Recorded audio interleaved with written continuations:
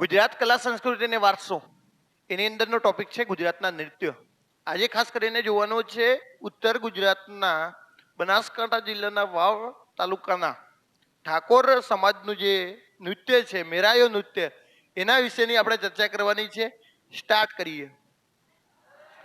હા, આપણે આખી ડિટેલ મેળવી અને લાસ્ટમાં હું તમને એની વિડીયો ક્લિપ બતાવું છું કે આ પ્રકારે મેરાયો નૃત્ય થાય છે. તો પહેલા આપણે બધી અગત્યની માહિતી જોઈ લઈએ. હવે જુઓ, મેરાયો નૃત્ય છે એ મેરાયો નૃત્ય બનાસકાંઠાના વાવ તાલુકાના ઠાકોર જે જાતિ છે એમના દ્વારા થતું એક નૃત્ય છે. તો આ અગત્યનો ક્વેશ્ચન છે પરીક્ષાની અંદર કે મેરાયો નૃત્ય એ કયા જિલ્લાનું અથવા તો કયા તાલુકાનું, એ પણ અગત્યનો ક્વેશ્ચન છે. આની અંદર સરખડ અથવા તો જુજાળી નામની એક ઊંચા ઘાસમાંથી, ઓકે, સરખડનું પણ ઘાસ આવે અને જુંજાળી, એ બધા એ તમે ખ્યાલ હશે, એની માંથી એ તોરણના ઝુમખા બનાવે છે. ઓકે, એને ગૂંથી અને શું બનાવવામાં આવે છે ભાઈ? એક મેરાયો બનાવવામાં આવે છે. હવે જુઓ, આ ઝુમખાને નાંગલી કહે છે.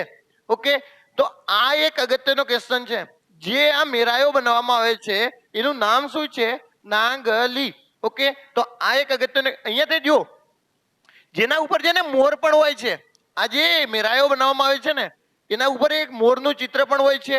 આ જે ઘાસ છે સરખડ અને ઝુંઝાળી, એમાંથી આ બનાવવામાં આવે છે. તો જુઓ, આવા અનેક ઝુમખાને એક લાકડીની આસપાસ એક ચોરસ પાટિયાના આધારે લટકાવવામાં આવે છે અને ચારે છેડે મોર અને પોપટ બેસાડવામાં આવે છે. અને શું બનાવવામાં આવે છે? મેરાયો બનાવવામાં આવે છે. મેરાયા ઉપર દીવો પણ પ્રગટાવવામાં આવે છે. પ્રશ્ન તો એ જ પૂછાશે, નીચેનામાંથી મેરાયા વિશેની કઈ માહિતી સાચી છે અથવા તો ખોટી છે? તો એ તમને બધું ખ્યાલ હોવો જોઈએ.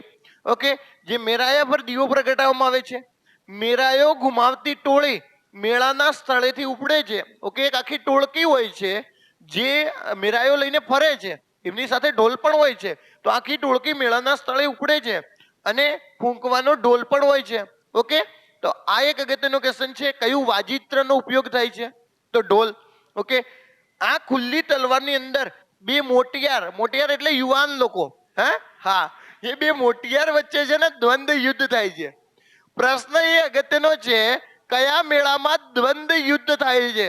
આ ખાસ ધ્યાન રાખજો. કયા મેળાની અંદર દ્વંદ્વ યુદ્ધ થાય છે? તો મેરાયો નૃત્યની અંદર દ્વંદ્વ યુદ્ધ થાય છે. આ દ્વંદ્વ યુદ્ધ જોનારાના હૃદય થંભી જાય છે એવું લાગે, પણ અંતે બંને લડવૈયાઓ એકબીજાને ભેટી પડે છે. અને વેરી વેરી મોસ્ટ ઇમ્પોર્ટન્ટ કે આની અંદર કયું ગીત ગવાય છે? ઉડીલા. જે પ્રશ્ન એ પણ પૂછાઈ ગયો છે, ઉડીલા શું છે? તો ઉડીલા છે ને એક શૌર્ય જ્ઞાન છે. ઓકે, શૌર્ય ગીત છે. હા, તો ઉડીલા એ બનાસકાંઠાના વિસ્તારનું જે શૌર્ય ગાન કહેવાય ને, ઓકે, શૌર્ય ગીત છે. તો આ એક અગત્યનું છે. સાંડળી અને કાનુડા નામના બે, આ પણ એક અગત્યનું. જો મેં જ્યાં અગત્યની માહિતી છે તમારે જે યાદ રાખવાની છે ને, હાઇલાઇટ કરી છે.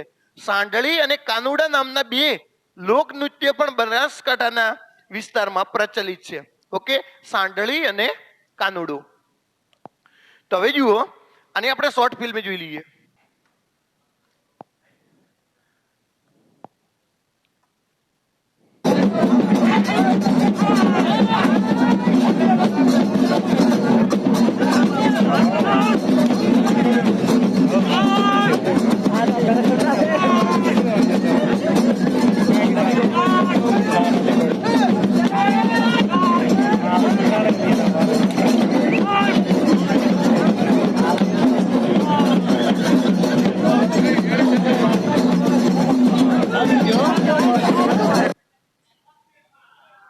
ઓકે,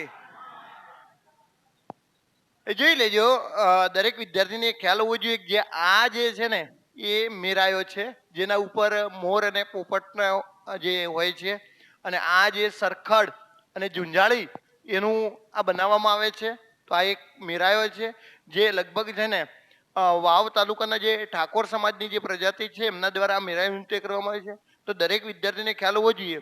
અને તમે જોયું કે બે પુરુષો છે ને સામ સામે રમી રહ્યા છે, એને એમ કહે છે દ્વંદ્વ યુદ્ધ કરે છે. ઓકે, આમ તો જો કે અંદર એવું તલવાર, ખુલ્લી તલવારો લઈને દ્વંદ્વ યુદ્ધ કરતા હોય છે, ત્યાંની અંદર આવી નથી. પણ આ બધી બાબતો તમને ખ્યાલ હોવી જોઈએ. ઓકે, જો તમને લેક્ચર ગમે તો વધુમાં વધુ તમારા મિત્રો સુધી શેર કરો. Thank you very much.